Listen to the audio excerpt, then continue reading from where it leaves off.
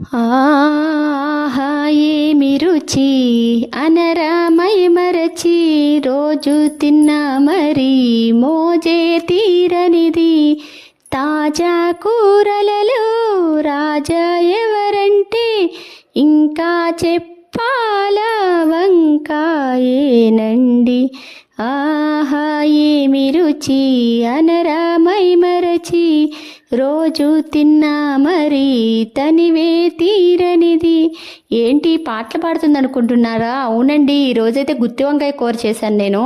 Taste అయితే చాలా బాగుంది. ఈ గుత్తి వంకాయని చూసినప్పుడల్లా నాకు ఈ పాట అయితే గుర్తుకొస్తుంది.